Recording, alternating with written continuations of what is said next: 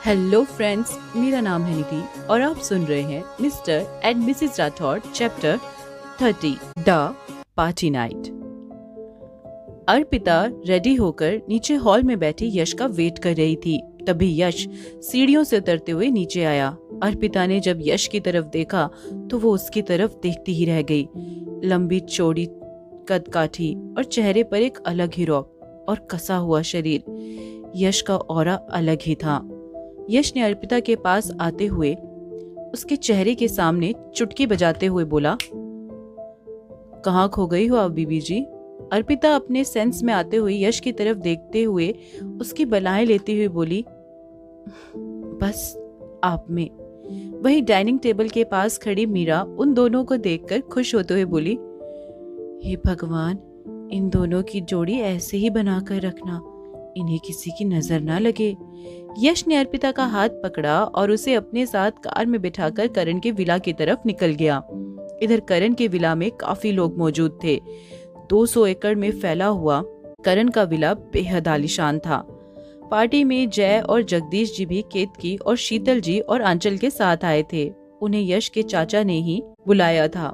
वहीं इस पार्टी में नागेंद्र भी रघुवेंद्र, पृथ्वी, शौर्य और संध्या जी के साथ आया हुआ था, क्योंकि इनका बिजनेस राजवीर के साथ जो था और करण भी अपने संगमरमर के बिजनेस को फैलाना चाहता था, इसलिए वो ज्यादा से ज्यादा लोगों के साथ पार्टनरशिप करना चाहता था और ये पार्टी उसके लिए एक अच्छा मौका थी। प्रीशा सुनीता जी के साथ बैठी हुई थी। उस पर लाइट पिंक का गाउन बहुत ही अच्छा लग रहा था। ये पहली बार था जब प्रीशा ने हल्का सा मेकअप किया था। वो देखने में किसी डॉल की तरह लग रही थी, बिल्कुल प्यारी सी। उसके गोरे रंग पर वो गाउन खिल रहा था। वहीं आंचल ने व्हाइट कलर का जरी से काम वाला अनारकली सूट पहना हुआ था। उसके लंबे बाल उसकी कमर तक आ रहे थे। हल्का सा टचअप, कानों में सिल्वर झुमके और माथे पर एक छोटी सी स्टोन बिंदी, आंखों में काजल, वो बेहद ही खूबसूरत लग रही थी। इधर शौर्य की नजर काफी देर से सिर्फ आंचल पर ही टिकी हुई थी। वहीं आंचल ने एक बार भी शौर्य की तरफ आंख उठाकर नहीं देखा था, और वो देखती भी क्यों? शौर्य ने उसके साथ जो हरकत की थी उस वजह से आंचल बहुत ज्यादा हर्ट हुई थी। वो शौर्य को पूरी तरह से इग्नोर कर रही थी। इधर पृथ्वी की नजर जब प्रीशा पर पड़ी तो वो तो जैसे अपने होश ही खो बैठा। प्रीशा का ये रूप जो उसके सामने था वो बिल्कुल ही अलग था। वो अपनी पलकें बिना झपकाए बस प्रीशा को ही देखे जा रहा था। इधर नागेंद्र की नजर जब केतकी पर पड़ी तो वो उसकी तरफ देखकर अपने मन ही मन खुद से बोला, आज भी तुझ में वही बात है जिसका मैं एक समय पर दीवाना होता था। फिर उसने एक नजर जगदीश जी पर दी और अपने हाथ की मुट्ठी भींचकर बोला, तेरा धोखा मैं कभी माफ नहीं करूंगा जगदीश।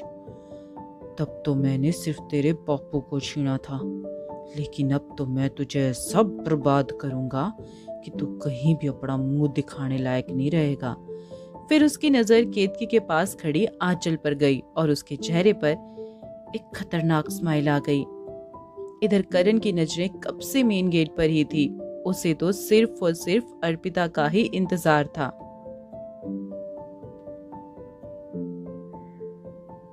करण की बेचैन नजरें सिर्फ और सिर्फ अर्पिता के इंतजार में बार बार बाहर एंट्रेंस की तरफ ही जा रही थी। वहीं रघुवेंद्र ने जब अपने बेटे नागेंद्र को केतकी की तरफ देखते हुए देखा तो उन्होंने आगे बढ़ उसके कान में धीरे से बोला, अरे कुछ तो शर्म कर ले बेशर्म आदमी, बुढ़ा हो गया है लेकिन अपनी हरकतों से बाज को नहीं आता तू। अरे वाह थारी बहू लागे से, जिसने तू ऐसे टुकुर टुकुर देख रिया है। अपनी लुगाई की कदर किया कर जो थारे जैसे छुट्टे सांड के साथ निभा रही है अब तक। अपने बारे में ऐसी बात सुन नागेंद्र ने एक नजर रघुवेंद्र जी की तरफ देखा और बोला, बापू सा आप तो मने कुछ समझियो मती ना, वो तो आपको डिस्क प्रॉब्लम से, वरना कौन कितना बेशर्म से मैं अच्छी तरह से जानू सू। नागेंद्र के मुंह से अपने बारे में ऐसी बात सुन रघुवेंद्र जी झेपते हुए बोले, बकवास बंद कर अपना और जाकर शिखावत से बात कर। कब से हम उसने अपने साथ काम करने को मना रही हैं, लेकिन वो मानता ही नहीं है। आज मौका अच्छा है, वो हमारे सामने ही है। जा कैसे भी करके उसे मनाने की कोशिश कर। नागेंद्र ने बस अपना सिर हाँ में हिलाया और वो अपने टेबल से उठकर चला गया। इधर आंचल जब जूस पीने लगी तो गलती से उसकी ड्रेस पर थोड़ा सा जूस गिर गया, जिस वजह से वो अपनी जगह से उठकर वॉशरूम की तरफ चली गई। आंचल वॉशरूम से अपने कपड़े साफ करके आने लगी कि तभी किसी ने उस वॉशरूम का गेट लॉक कर दिया। आंचल जो अपने गीले सूट को कपड़े से साफ करते हुए डोर की तरफ ही आ रही थी, वो एकदम से डोर बंद होने की आवाज सुन अपना मुंह ऊपर कर सामने दरवाजे की ओर देखने लगी तो इस वक्त उसके सामने कोई और नहीं बल्कि शौर्य खड़ा था। आंचल ने जब शौर्य को अपने सामने खड़े देखा तो वो उसे इग्नोर कर उसकी साइड से जाते हुए वॉशरूम के डोर को ओपन करने लगी, लेकिन तभी शौर्य ने उसकी बाजू को पकड़ अपने करीब खींच लिया और बोला, अब क्या इतना नाराज हो तुम मुझसे कि एक नजर उठाकर मुझे देखना भी नहीं चाहती? मैं मानता हूँ आंचल कि मुझसे गलती हुई है, लेकिन मैं क्या करता? तुमने जब मुझसे दूर जाने की बात कही तब मैं मानो जैसे अपने होश ही खो बैठा था। मुझे कुछ समझ नहीं आया कि मैं कैसे तुम्हें खुद से दूर जाने से रोकूं। तभी आंचल उसकी बात को काटते हुए बोली, इसलिए तुमने बिना सोचे मुझसे मेरे साथ जबरदस्ती करनी चाहिए? तुम लड़कों को क्या लगता है कि अगर तुम एक बार किसी लड़की को अपने करीब कर लोगे तो वो तुम्हें कभी छोड़ेगी नहीं? हाँ नहीं, तुमको लगता है कि तुम अगर किसी पर अपना हक जमाना चाहते हो तो उस पर अपना अधिकार जमाने का बस यही एक तरीका है।